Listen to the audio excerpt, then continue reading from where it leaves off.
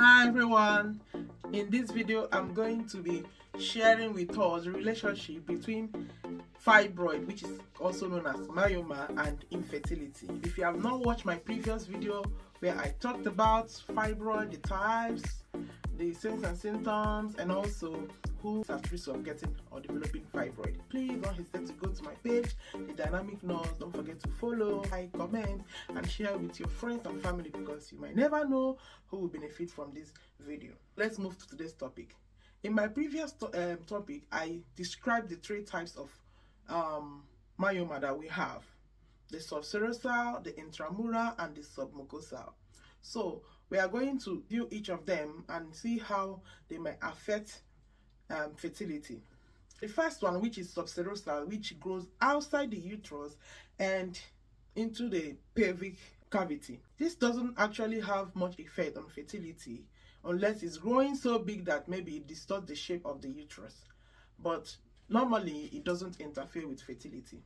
For the intramural, which grows in the muscles of the uterus, most times when they grow so big, they distort the shape of the uterus and also cause pressures in the pelvic. Gives the person that has it pelvic pressure.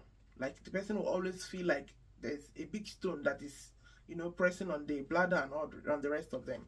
This also does not have much effect on fertility.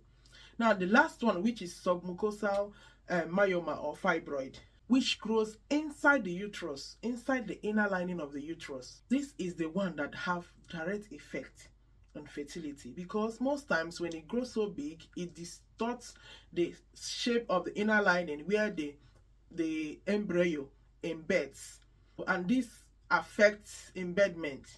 You know that if there is no implantation, there is no pregnancy.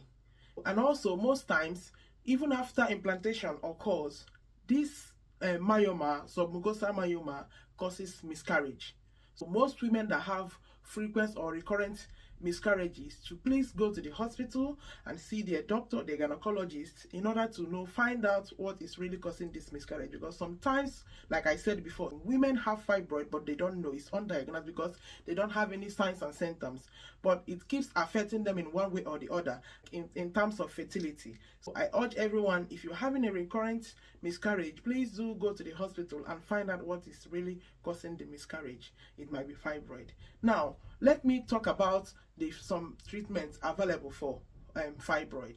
Normally, if fibroid does not have any symptoms or does not pose any risk or cause any infertility to the person that have fibroid, it's better to leave it alone. Just leave it there.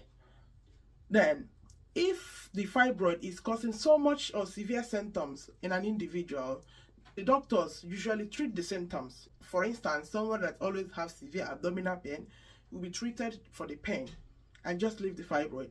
Unless the fibroid grows so big that it's interfering maybe in the fertility, or they are having so much heavy bleeding when they are menstruating, then the doctor might decide to carry out surgery on them to remove the fibroid.